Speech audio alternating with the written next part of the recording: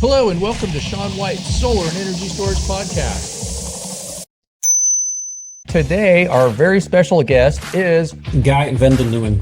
And I am not good at pronouncing Guy's name, and so that's why I let Guy pronounce his name.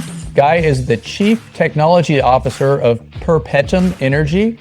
He is over in Belgium, which is a beautiful place. I've been there many times. And I met Guy on the stage at SNEC in Shanghai. We were up there for the launch of the Global Energy Storage and Battery Council. So welcome to the show, Guy. Thank you. Thank you for having me, Sean. But yeah, it was great to meet you and hang out with you and some other people over there at SNEC in Shanghai. That's always like one of my favorite conferences. It's just so big. It's like a number of cities all in one place of all like-minded solar people. So it was pretty neat to know that the solar industry is that strong in the world globally. So it was really good to meet you there. And so we met on the stage, and it was part of, as I said, the Global Energy Storage and Battery Council. So what have you been up to as a Chief Technology Officer? Yeah, well, my career, let's say, in solar started back in 2006, 2007, roughly speaking, when, let's say, prices were sky high still compared to where today. So we are now a factor of 10 in difference in that one. Spent most of my life there into a larger EPC company, rooftop systems, multi-megawatt systems, etc., ground mount systems as well, gradually speaking. I went through the whole solar coaster with a very big steep rise, of course, very steep decline of prices, shortages in the market, suddenly lead times that went up from 2 weeks to 50 weeks and these kind of things. So it's been a hell of a ride, but other than that, it's always been fun. And I've did that up to about 2019 when I decided to start up my own company in engineering consulting for mainly towards investors, bankers, developers. The reason for that was that we saw that a lot of technical know-how was lacking with these kind of people on one hand. Secondly, that the market was also getting more and more complex. The era of subsidies was passing us. It was more about energy markets, being more smart, how to implement. Everything started to matter really. And next to that one, of course, throughout these years, I had built a very strong network all the way from suppliers up to clients, of course. So that horizontal view was quite useful. I managed to build that company in a few years up to about 20 people from the ground up in a few years. And I sold my company, which was then later on transferred into with another name called Pulsar Power. And that company I sold to Perpetum beginning of 2025, which gave me then the position of Chief Technology Officer in that company to further develop their strategy into a multi-technology approach. So where they are transitioning from a pure play PV player into a multi-technology offering decarbonization as a service to industrial clients, large industrial clients, to help them in their decarbonization journey. That means we're not only focusing on PV anymore, but in my role, I'm also focusing on energy storage, as we have been quite involved with in Shanghai. We also look into power to heat applications and electrification of captive fleet, for example, fast charging applications, and get that all working together with, and that is a quite important element, the constraints that we have from the grid. Because of course, and this is something that I quite often mention to people, is we can all be very ambitious about our growth figures in renewables, wind, solar, whatever you name it. But in the end, the grid will be a constrained asset, whether we like it or not. And even if they would want to, they will still not be able to cope with the speed of how the energy transition will take place. So we just have to be smarter about that. How do you utilize the grid? How do you incorporate an ever-growing amount of wind and solar, which all produces at the same time, we know that, into a grid which has certain limitations and where demand and production are no longer aligned with each other. So that's a complex question that more and more comes to the surface. So what you see now is that where we had individual resources in the past, being solar, being wind, etc., we now get a full integration. And because of that, on top of everything, there is a whole digitalization stream now going on. So the next battle in the sector is not more about solar prices decreases or what can we do on wind farms, etc., but it's more how do we integrate this one in the most clever way? Which kind of software can I use? How can artificial intelligence, machine learning, these kind of things, how can they help me in making more use of the available resources for the same price? That's basically what it comes down to. So it's no longer a question of everybody is still talking a lot about levelized cost of energy. For me, it's no longer a question anymore. It's about the value of the energy that you produce. That means where you produce it, when you produce it. And that's a complete different question. And a whole other approach, also the financing to engineering, design, even material selection and supplier resourcing. Great, great. Yeah, yeah. You do hear a lot of people talk about levelized cost of energy or levelized cost of electricity. And sometimes energy is more valuable, like at different times of the day or different times of the year. You even hear sometimes over there in Europe that they actually have negative pricing, which is, Yes. I kind of wonder how that works. Do they like pay you for turning on your air conditioner and your heater at the same time? Yes, indeed. That's exactly Uh-huh. what's taking place. So we need to collect, and we have done a great deal actually on the production side, wind and solar, but we have lack actually of letting the demand side follow on this one. So demand response is very important on this one. Now, what you need to understand also, of course, is that these negative prices is a temporary phenomenon. The market will settle itself because nobody wants to pay to produce energy. You see now already, after 2-3 years, a correction that most parts are now equipped with a switch that you can turn them off when the prices on the market are negative. That's, let's say, the hard kill method, basically.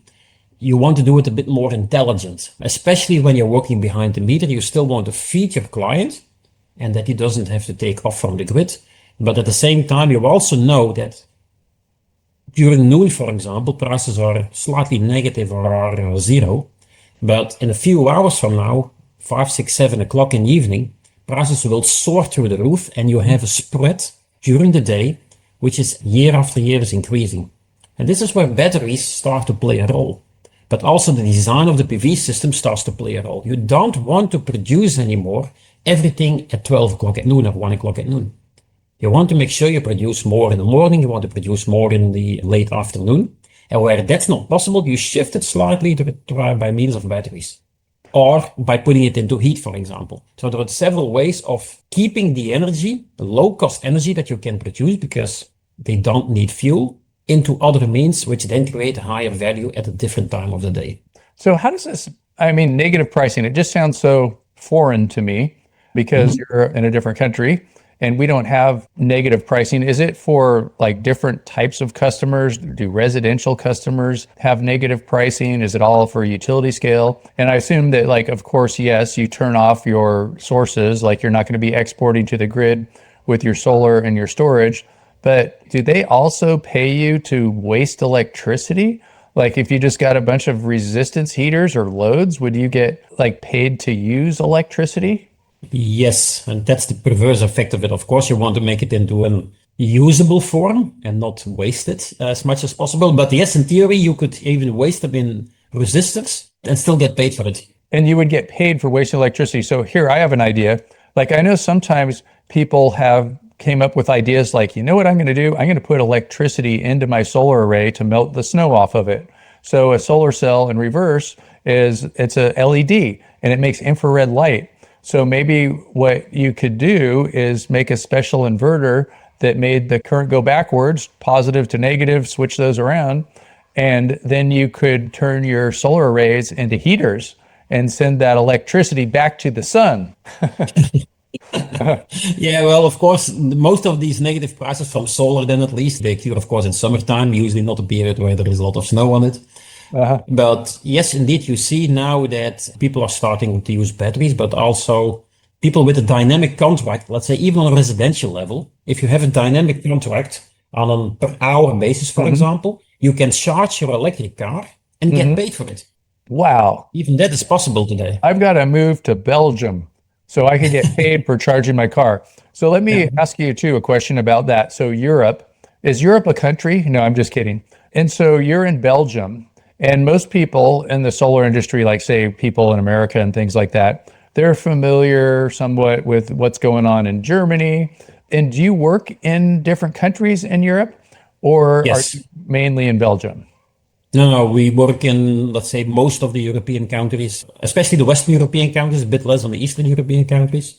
But Germany, Netherlands, France, Spain, Italy, Greece, UK, I know these markets quite well indeed. Yeah. Okay, great. We have to, in the end, yeah, like you say, Europe is pretty small if you compare it to the US. So if you were active in the US, you don't usually, confine yourself to one state either. So I did see something that was kind of interesting and that non-solar related, that if you look at the economy of Europe, it's bigger than the economy of the US. Is that true? that is true indeed. I guess it would be how you define Europe. Like some people would, the European Union or like Eastern Europe, places that are not. You include Ukraine, Russia, those types of places. Yeah, it's sometimes a bit fake. What is Europe? Because we have Europe, we have the European Union, we have the European Economic Area.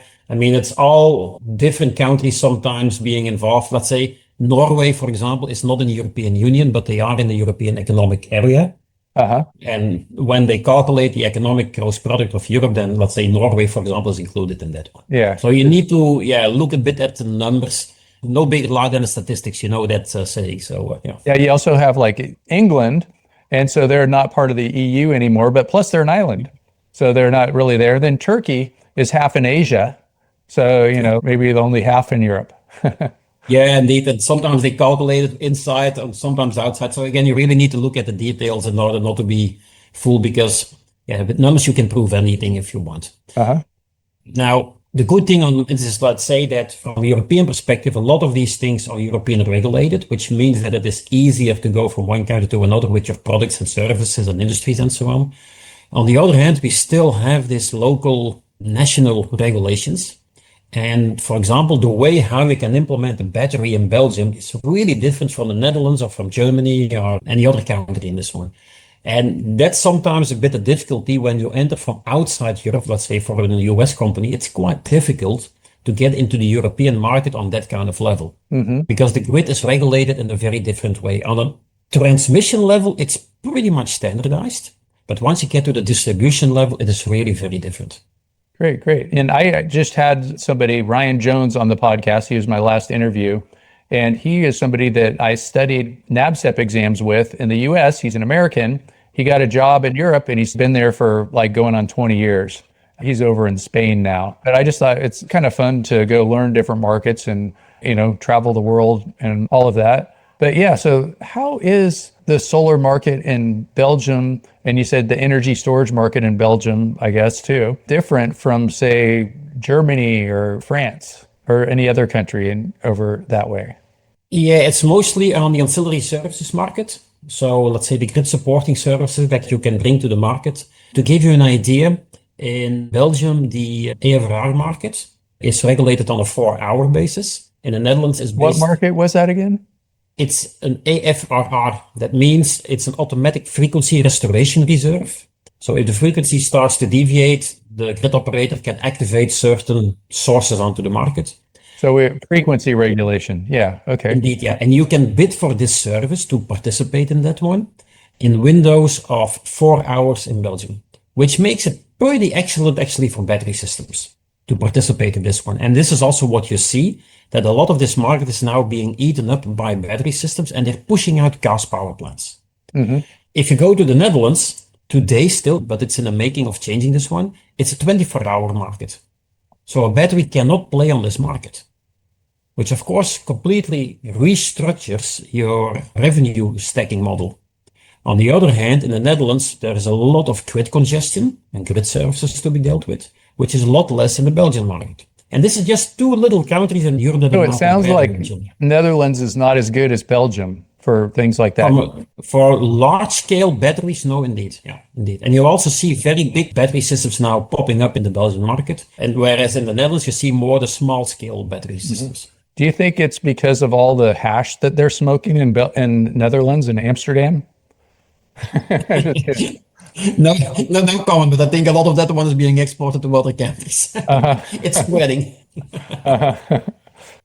So that's interesting too. So like you're saying in Belgium, a 4-hour window for doing frequency regulation, I guess is what I would call it. Yes. And so when you're doing frequency regulation, a lot of times it's just quick impulses from the energy storage. So you're not like really cycling up your batteries up and down as much as like it just gives it a boost, or how do you see that? No, it works for, let's say, a significant amount of time. It's even to this extent now, Sean, that also PV installations are now starting to participate in the AFRR and down market. What is the interesting thing on this one is that when there is too much energy onto the market and you see that the frequency starts to shift, that means basically you need to either reduce production or you need to increase consumption. So what PV operators nowadays do, because PV is very fast in that sense, they start to regulate down their PV park during these hours. So they bid for this one into that certain window and they regulate it down and they get paid to produce less. Oh, great. Because that's like, so when there's too much power on the grid, the frequency will get higher. And so what you have to do is slow it down a little bit, take some power off of the grid, frequency regulation. Indeed. On the other hand, if the frequency gets too slow, then you put power into it. And so I guess in some places, like say like at a place where there's a lot of wind turbines in Australia that's not close to a city, and with the wind turbines, the power goes up and down drastically over short periods of time. So they're just like giving and taking away from the grid for the frequency really quick. It's not like a whole lot of energy. It's just a quick response is what's really important for them. That I guess. Indeed, but that's a different market. What you now talk about is indeed the imbalance market, which is indeed very short. That's on a minute by minute basis. So you have this in different layers actually, and you can bid into those different layers depending on the technology that you have and so on. But what I'm trying to say is that where the negative prices on one hand create a curtailment, so a loss of energy production for a solar installation. It is now turning into a revenue model where curtailment can create extra revenue for a solar plant. There are plants, I'm not aware of anything in Belgium on this one, but especially in the Netherlands, where some solar plants earn more because of curtailment than what they do with effective solar production. So that's incredible. So when you're doing that, are they looking at power or energy, like when they price this? It's both. So you have to give a certain power over a certain window. So you have to say, I can provide, for example, 5 megawatt during 4 hours. That's what you need to bid in there. Okay, so like just during a 4-hour period of time, you're taking a certain amount of power for a certain amount of time off of the grid. So you're not pulsating up and down and things like that. Okay, I get it. All right. Yeah, and then you are controlled and directed by the grid operator. And depending on the specific market segment, you get a certain fee for being standby, and then you get another fee for being activated.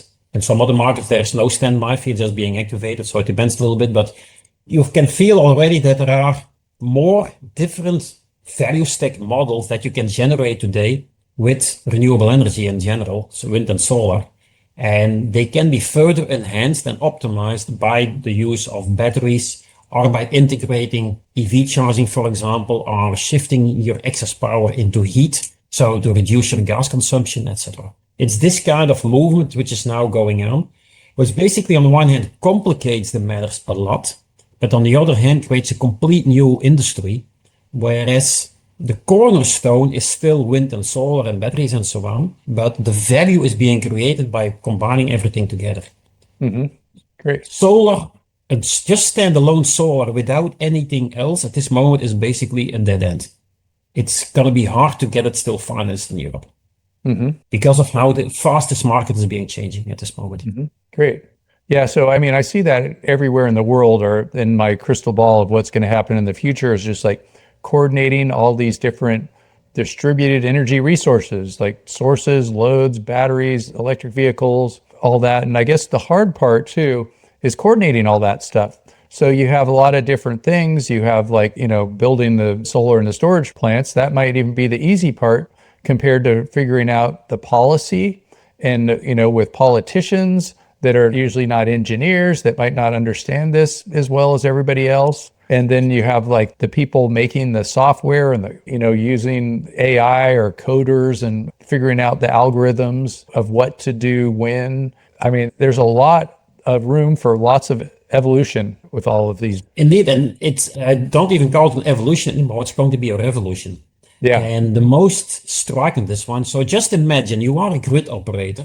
You're 100 years in business. You're running your electricity lines since early 1900s. And suddenly you need to change your entire business model from a pure physical structure to a digital structure. Because you need to know exactly on a second by second basis what is going on in which specific substation, on balances, on power quality, on power load, energy, everything. And coordinating all this together requires a lot of software and a lot of communication. You see there, for example, now let's jump to China for a moment, where the rollout of 5G has already gone really far compared to US and Europe today. And you see that they can coordinate and get all that energy that they're producing in the north and into the west of China and get all that energy into the industrial south and east. And they're doing this mainly by means of 5G information into central control rooms that control switches from a distance, transformer loads, reroute electricity routes in case of a cable rupture and all these kind of things. Okay, this is one big country. US can have more or less a bit the same thing, even though it's a little bit scattered there as well. But Europe is completely scattered. And that's going to be one of the big challenges that we have in Europe is get all these countries working together in NCOE, which is the European Organization for the Transmission System Operators. They're really doing their best to get this organized and controlled. But given that we have Eastern Europe, which basically has been developed under Russian influence during the Cold War period. We have Western Europe, which is then, let's say, developed under, let's call it American influence, if you want like this, that now has to come together. Today, they are still two separate grids, which are connected. But in case of failures, they can be separated from each other still.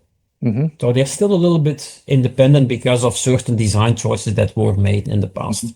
And combining that digital layer with the old physical layer is a real big challenge. But every grid operator worldwide will have to deal with this, whether we like it or not. That's the next big revolution that we're now going to get into renewables. Yeah, I was just thinking too that freedom is hard to manage. So we have all these different states in the United States, or you have all these different countries in the European Union, and people want to have their own say. And we can even go down to even more micro levels than states, cities, counties, building inspectors, things like that. And everybody's got their own idea. Whereas when you have one person that makes all the decisions, so kind of like the opposite of everybody having a say, then there are some things that might be a little bit easier at first, but we're not going to give up our freedom for those types of things. But it was also interesting too, how you said that 5G, how they're coordinating all their grids with 5G. And so then you have a company like Huawei who makes inverters. They're maybe the top or second from the top inverter manufacturer in the world. And they make a lot of the cellular infrastructure. I think like in most countries in the world, they're probably listening to their phones through some kind of Huawei cell tower. In fact, maybe me too. And so that's, a good way to coordinate all those things. Yeah, absolutely. And one extra point I would like to make people think, also people that maybe listen to the podcast, is what we really underestimate is the underutilization of the grid that we have. Now, a few years ago, when I was having my own company, I came up with let's say something that I came up with myself, which is the grid capacity factor. It's not revolutionary, something like that. I don't want to make any claims on this one. But what it basically means is, how do you really use the grid? And an example that I quite often give on stage, for example, to people is, just look at your home situation. And okay, again, I'm mainly focusing on Europe. It's a little bit different than the US, but basically it comes down to the same thing. And an average household today is being connected with 3-phase 20 amp connection. 20 amp fuses to get a cable in from the street into your home appliances. And so that's a little bit different from the US. So we're single phase. And so we've got bigger breakers. Indeed, but single phase treatment doesn't really get. Let's say I'm just trying to make an example, and you can make that example. Yeah, sure. Different languages was on the other ones, but I'm using this one now as an example. If you would utilize that connection, again, because I know this is a bit of an average connection in Europe, it allows you to send about 120,000 kilowatt hours per year over that cable, that breaker. They will not fail. They will not overheat. They can perfectly stand this. Let's take a bit of reserve, we're going to round it to 100,000. Now, if you look at the average consumption of a household, it varies between 3 and 6,000. That means you have a utilization factor of your appliances, of your cable, of 3 to 6%. Yeah.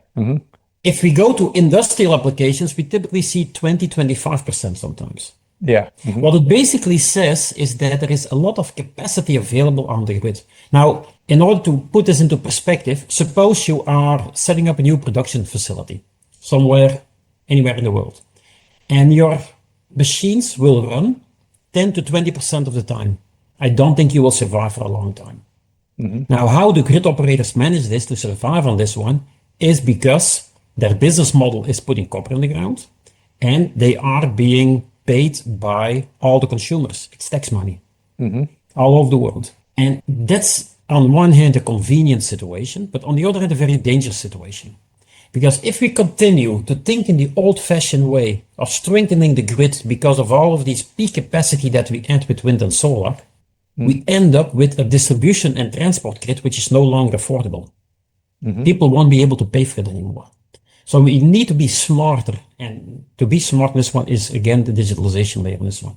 And this is a complete mind shift that I'm trying to get into to politicians, to grid operators, etc., which is very, very important. And this is also what we do when, now going back to, let's say, my day job, being at Perpetum, is that when we come to a company and we want to electrify that one, the first thought always is, okay, we need to expand the grid connection. No, let's first see how much do you use of this grid connection. How can we make more optimal use of this one? Because year after year, the costs of the grid are going up very, very rapidly. We see in some countries rises of 30% per year, 50% per year, 20% per year. It's this kind of year over year cost increases because of grid reinforcements. So the grid, like I said in the beginning, is becoming a constrained asset, and you need to manage this as if you're managing your other assets within the factory itself. And once you start doing that one, you can start making more optimal use of this and use your energy at times where it is cheaper, for example, and reduce your fixed cost on this. So the cost of energy is not just the energy you produce, but it's the whole bill, including taxes, including grid transport costs, etc., etc. And once you start looking into that kind of perspective in setting up a solution for a client, it really leads to complete different designs. This is where, for example, we see vertical PV coming up, which from a technical perspective does not make any sense whatsoever. Lower kilowatt hours per kilowatt peak, lower ground coverage ratio, lower yields, anything you want, but it creates a higher value because you produce energy at times where the value is higher. Yep. And that is really the mind shift that we're trying to get into within the industry. Yeah, and so let me just kind of clarify for the listeners, when you said vertical PV, that's probably bifacial a lot of times, doesn't have to be. Yes, it's not a necessity, but preferably, yes. Yeah, and so you're probably getting the best value when you're facing east and west. And so all the other PV in the town is facing south, peaking out at noon. And so you're making that energy at the times of the day where all those other solar systems aren't peaking out, and it's more valuable, especially in the evenings. Yes, instead of the typical bell clock curve, you get basically what I call a camel curve because you get two peaks. You produce literally a lot less when everybody else is producing high, but where the prices are zero or negative. Yep. You don't want to produce at that moment. Great. Yeah, that's a good one, the camel curve. And I did have somebody, Joe McCabe was on the podcast before, and he was doing some research on this, and he found out that I always thought it was best to be east-west, and it is because of your time of use and everything like you were talking about. But it was interesting that he said that even if you face it another direction, it still makes just about the same amount of energy. But then if you went north to south, then your south would be peaking out at the same time all the other south-facing PV is, so it kind of gets rid of that big benefit. Yeah, indeed. But if you look at the rooftop or the ground mount system and you put them east-west or you put them north-south, on a yearly basis, you will produce roughly the same amount of energy. On a day-by-day and a 15-by-15 minute basis, of course, there is some differences. That's true. So it's not really that important. And again, when I look back at the period 2006, 2007, when I started my career in solar, where a solar module was close to $4 per watt peak, that's a complete different story. Today, we are talking about a commodity. Initially, it was worth solid gold. Now it's a complete commodity. That means you can start utilizing solar at places where it wasn't possible before. One of the most crazy things that I saw a while ago was where somebody was putting solar panels as a fence because that was cheaper than putting the wires, the typical wire fence. That's a good idea. Yeah. So just to give you an idea how commodity based it becomes basically. So what is like a price for PV in Europe right now? It's probably less than the United States. I know we have lots of tariffs and things like that. I know there's tariffs also in Europe. You're talking about module prices or talking about system prices? Yeah, module prices and system prices is interesting too. Yeah, let's say module prices are, and let me express them in euro. Let's say it's, euro dollar today is about 0.85, 0.87, something like that. So we're talking about 8.5 to 9 euro cents, up to 12, 13 euro cents. But we're on the rise now. I mean, a couple of changes are going on in China and prices are currently on rising up. So I think we're going to end up close to between 10 and 15 euro cents in that ballpark. So I just did a quick little calculation. And so I went for like, if it was 10 euro cents and it was $0.85 to euro, I get about 12 cents a watt. Yeah. That's so much less than it is in the United States. And if you think about that too, when you said it was $4 a watt, so then if I figured out like, so 2006, something like that. And so let's see, you can get 34 times more PV now where you're sitting than you could have when 2006, I guess. Yes. So instead of 1 kilowatt, you get 34 for the same price.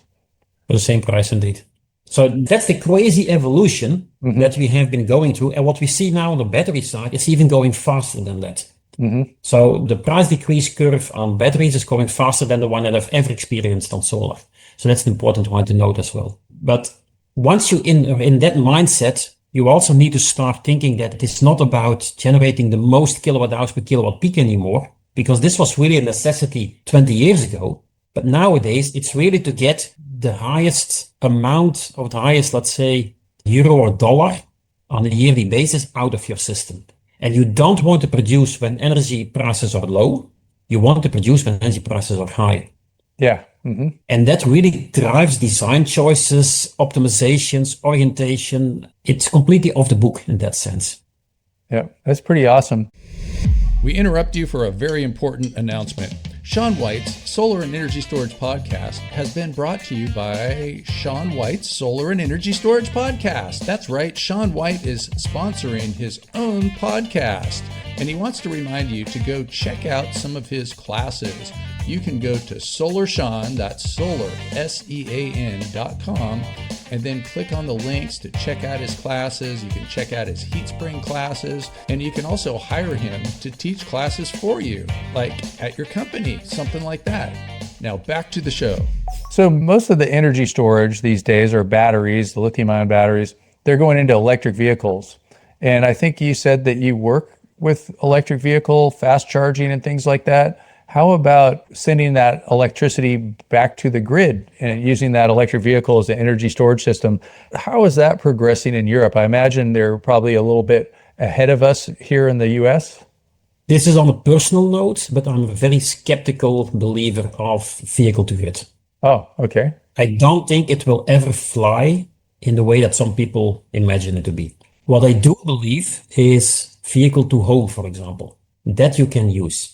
But once you start using it to really going into the grid and so on, again, we need to make a lot of progress on the digitalization, because you basically, as a grid operator, need to know where which vehicle is at which specific point, where it is connected to the grid, how much available capacity I have there, etc., etc. It complicates matters a lot. And even then, you can only use a very small portion of it. There is a lot of hassle for a very little return actually in this one. But you said you're okay with vehicle to home. And so would that be more like a self-consumption thing where you're not exporting, but you're still using it? So it's helping the grid because you're connected to the grid. So it's sort of like non-exporting, but it's like vehicle to grid. You're helping the grid out. Indeed, yeah. So what you can indeed do is, because instead of a home battery, you use your car as some kind of a home battery appliances. But that's quite different from really using vehicle to grid applications, where you also can use it for frequency supporting services, imbalance, etc., etc.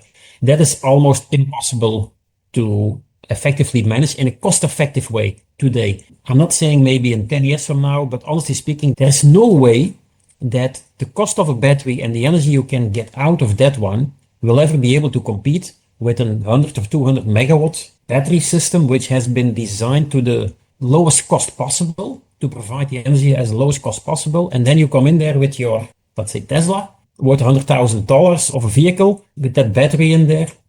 You're not going to be able to be competitive. On the home appliances, yeah, because there you have a quite high tariff. And there it can make sense on the dynamic contract to say, look, between 5 and 8 in the evening, for example, I don't want to use the grid. I want to use my car because then that is cheaper. We can make a balance on this one. That is something that can work. And you see that a lot of councils are trying to make progress on this one, but nobody's really succeeding on this one. And if you then take into account the fast technology shift, where a lot of cars today are still based on NMC technology, you see now a couple of Chinese manufacturers already going to LFP as well. But most of the static battery systems are already LFP. In a couple of years, we're looking at solid state to move into that one, which increases safety. I don't see this immediately coming into vehicles, for example. So vehicle has different requirements of what it needs the battery for than what you can do on grid services side. So no, I'm a very skeptical person regarding vehicle to grid applications, to be honest. Okay. Don't see it working. Another thing that you mentioned when we were getting started was decarbonization as a service. And you hear about people talking about SaaS, software as a service. Mm-hmm. And so what is decarbonization as a service? Yeah, well, so carbon has a price. I mean, there is a global carbon market. China has its own carbon market. The US has its own. Europe has its own ETS system. It's called Emission Trade System. In 2027, we get ETS 2 in Europe because the carbon pricing is only for the very large off-takers, let's say the big petrochemical plants, the gas-fired power plants, etc. But then with ETS 2, it really comes onto all the fuels, all the gas, even up to your own home. So it has an effect all over the market in this one. And the price for this one is a market pricing. So under ETS 1, we are now hovering at around 80 euros per ton. So what is that? You said ETS 1. Yeah, dus ETS stands for Emission Trade System. Okay. Mm-hmm. Every year there are a bunch of certificates, CO2 certificates, that large companies have to buy into the market. And every year there is less certificates available. Mm-hmm. So you either make sure that you decarbonize, that you need less certificates, otherwise the price will go up. It's supply and demand basically. Mm-hmm. And there will be a second system now going to exist as of 2027, which is basically tomorrow. That will have to go to all other fossil fuel based systems. Again, I'm just talking about Europe now because every continent has its own regulations a bit on this one. Now, that means that every ton of CO2 has a certain price, and you need to start factoring these ones in. Once you start doing this one, the balance starts to tip to more greenification, more electrification. So you want to start getting rid of all the coal, oil, gas on this one, because they all have a CO2 emission, and you want to avoid these in order to do that. And that will give a further boost on this kind of applications indeed. Okay. And that is where the big opportunity and the big growth for renewables lies. Because what we need to realize, Sean, is that, and I don't have the figures for the US, but if you look at Europe, and it differs a little bit from one country to another, but let's say just averaging out, if we consume 100 terawatt hour, 30 terawatt hour is electric, 70 terawatt hour is heat, roughly speaking. So far, the whole renewable energy sector has been focusing on this 30 terawatt hours. Or this 30%, let's call it a percentage because it's bigger than that, of course. 30%, and we have gone a long way. We are succeeding today in some countries levels of above 50%, 50% of renewable energy on a yearly basis. So we came a long way in, let's say, roughly 10, 15 years. Mm-hmm. But we have been neglecting so far the other 70%, the elephant in the room. Mm-hmm. So the big thing that now needs to happen, and we see this for a lot of companies in their ESG performance reporting, for example, that they need for investors, etc., that they need to further decarbonize. In some cases, it's even started to become a requirement for banks. If you want to get a loan from the bank and you do not have enough action plans in place on reducing your CO2 footprint, you get either a higher interest rate or you get no loan at all anymore. So it's becoming really a financial instrument. How is that? Like, why does the bank give you a better interest rate if you're better for the environment? Because they're getting hammered by their shareholders.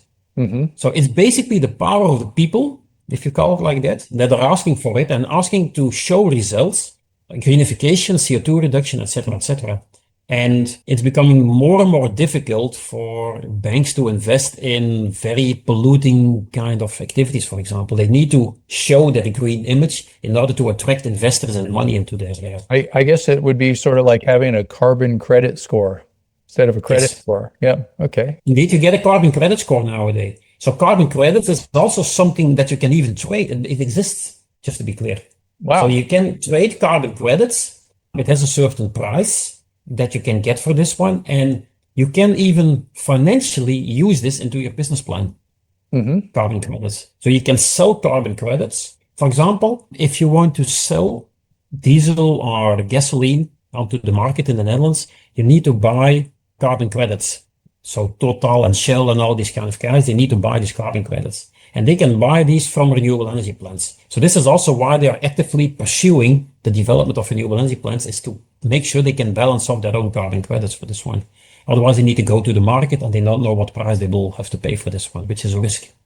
But all of these things, actually, this is why what you currently see this year, next year, you will probably see a small slowdown in development worldwide on solar, which already you see now some articles popping up. Okay, it's the end of the growth for solar. No, forget it. It's a temporary pause. The big wave, the tsunami, is about to come.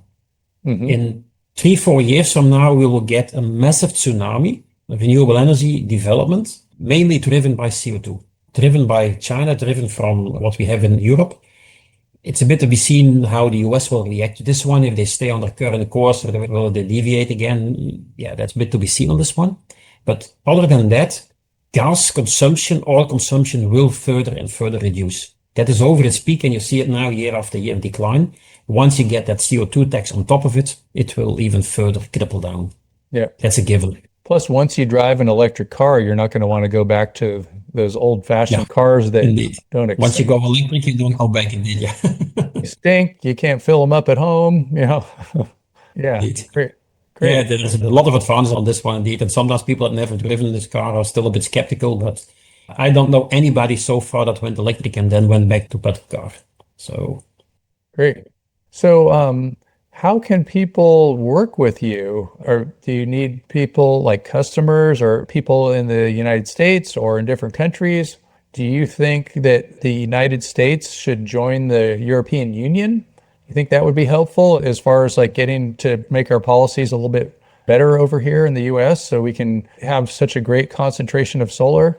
yeah, I'm kind of kidding too. no, indeed, but I'm always a big fan of cooperating across borders. Also, I mean, I've been working for years together with China in a very good relationship. We need China, China needs us. Very simple as this one.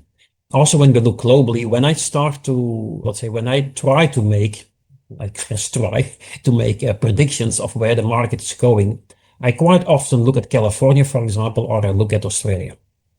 Because they are specific markets where the penetration of wind and solar has already gone further. Also batteries, for example, if you see how in California the energy market has developed since the introduction of batteries, what it's doing today, you see this kind of mechanism coming in with some kind of delay into other markets as well.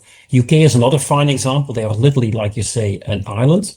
So they are less stable from a grid perspective, but it means that they have to advance faster into certain areas than what we have to do in mainland Europe, for example. But it gives me a trigger. Okay, but if this is happening there, then we can expect this with a certain delay here as well. So exchanging information, like we talked about negative prices, for example, it may not be very common in US as such. It is already there in California as well sometimes. I think we can all learn from each other. That's the basic thing. And combining forces and this kind of know-how, experience, people together, putting them into a room or onto a stage, into debates, etc., I think is very, very valuable. We should not underestimate this one. We are too much often looking into our own very little world, basically. I see this also, especially in Europe. People are not looking beyond their own borders. Whereas across the border, you can see what things are going on from a policy perspective, from a technical perspective, how innovative they have been with a certain solution, for example, or on a certain problem. We have a very big mixture in Europe. France is 70% nuclear. Netherlands is, I think, 10% nuclear. Germany has phased out all nuclear. And you see these differences, how these countries are dealing with their energy supply. So you can already start making predictions and estimations. Okay, but if this is happening under that circumstances and we are in this circumstance, so we can probably gonna be in this kind of direction. That helps you also for investors and to business cases to estimate the sensitivity of a certain business plan. Because it's not straightforward anymore. As long as we had subsidies, it was easy. Just make a good plant, make it running, and make sure it keeps running, and you can lean back and the money flows in. Nowadays, you need to be on the buttons every single second of every day. That's a challenge for most people. I think you said not too long ago that you expected in the next, 3 years or something like that, that the renewable energy economy will take off, like increase a lot. Is that? Yes. And so why is that? And do you expect that to be in other countries too, such as the United States, North America, or is it more regional for where you are? It's basically all down to, in the end, it's all about the money. Mm-hmm. We don't need to be kidding ourselves. I mean, renewable energy is not winning the game because it's green. It's winning because it's cheaper. Simple as that. Now, if you look at, even in Europe, for example, if you look at the amount of renewable energy being implemented in France, it's relatively low. Why is that? Because there is a lot of nuclear in there, and the nuclear is being state supported. So that means that prices have been artificially low for a long time. Mm-hmm. If, for example, in the US, fossil fuel industry is heavily being subsidized and gas and oil prices are being low, you will see that it will go slower in the US, for example. Mm-hmm. One of the disadvantages we have in Europe is that we do not have natural resources. So all of our gas and oil has to come from outside Europe. Only Norway is the only supply that we have for gas and oil. But that's for about 20-25% of what we need. All the rest has to come from Russia, US, Kuwait, Qatar, Algeria, you name it. Yeah. That's where our energy has to come from. Now, that means we are politically vulnerable to these countries. And we've seen this with Russia-Ukraine war, how we had a huge energy crisis, which spiked a lot harder in Europe than it was, for example, in the US, because we were very much dependent on Russian gas. In that sense, today, gas prices are about 3 times to 4 times as high in Europe than in the US. Mm-hmm. So if you run the same business in Europe compared to the US, and your end product has a very large portion of energy cost in there, you are not going to be competitive in Europe when you produce that one compared to when you produce it in the US. Mm-hmm. The only way to overcome that is to make sure that you get that energy cost down. And that energy cost can come down by means of renewables. But it requires you to rethink how you get that energy. Because gas, let's say, is unlimited continuous supply, whereas renewables are intermittent supply. So it gives you some technical challenges, but one of the choices, in my opinion, that Europe is making and has to make as well, is to become more energy independent and get rid of foreign import of gas and oil as much as possible. And in order to do that is massive deployment of renewables. Massive. Yeah, and I think one of the biggest subsidies for oil and gas is the military, especially with the United States. I think our military is about half of all the military spending in the world.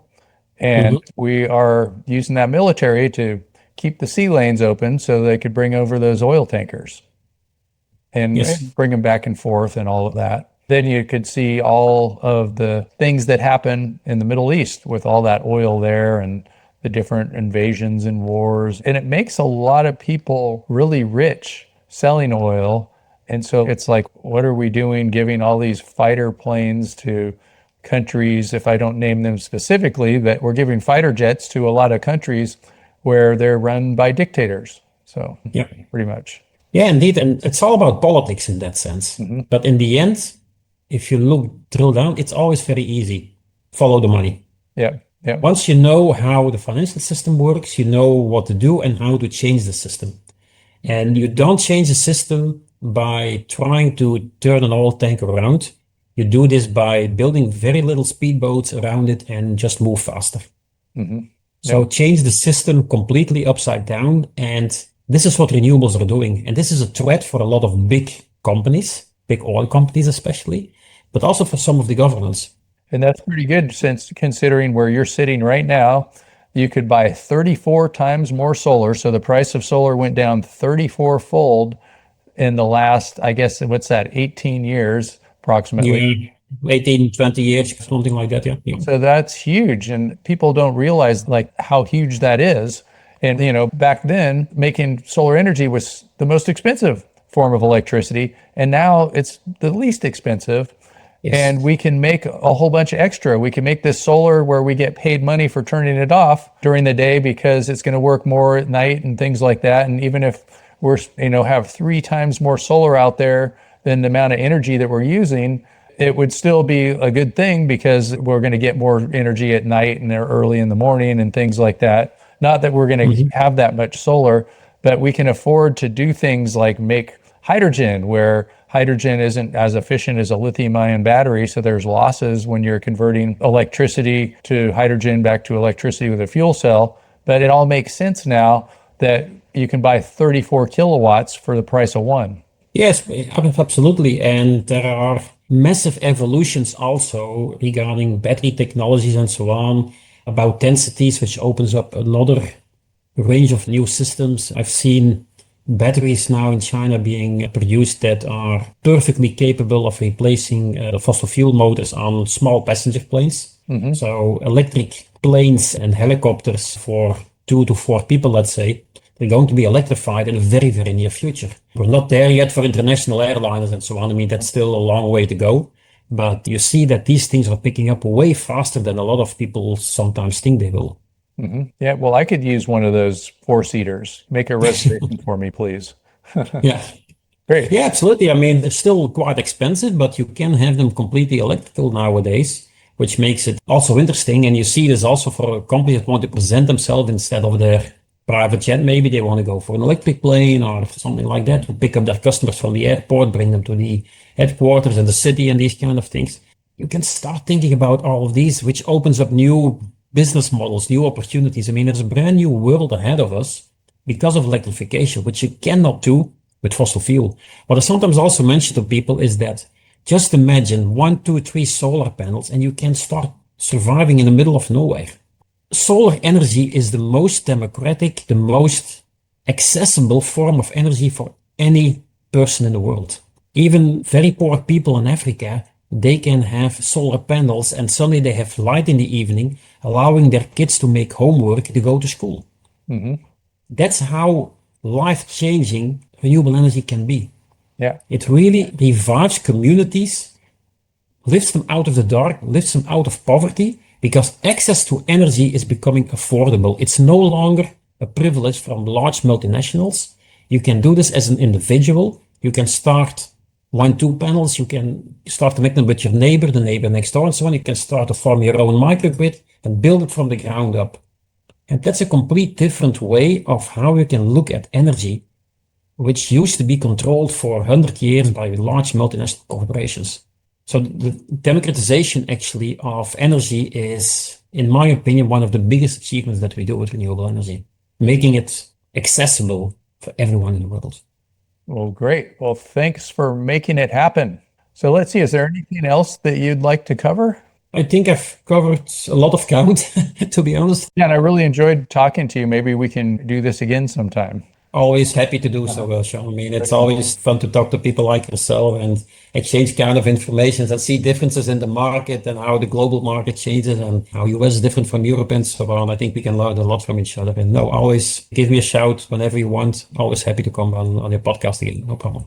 Great. And once again, since I'm not good at pronouncing your name, can you say your name and what your company is that you're working for right now? So my name is Guy Vandendungen and I am the Chief Technology Officer for Perpetum Energy. We're a Belgian-based provider of what we call decarbonization as a service. So multi-technology integration towards large consumers, industrial clients, to help them into their decarbonization roadmap. Great. Well, thank you so much, Guy. And thanks for listening to Shawn White's Solar and Energy Storage Podcast, where you can find out all kinds of stuff like the interesting things that we've been talking about in Europe, negative energy pricing, and where you can also boost your career and get yourself a NABCEP certification. Go to SolarSEAN.com. That's SolarSEAN.com. Woo!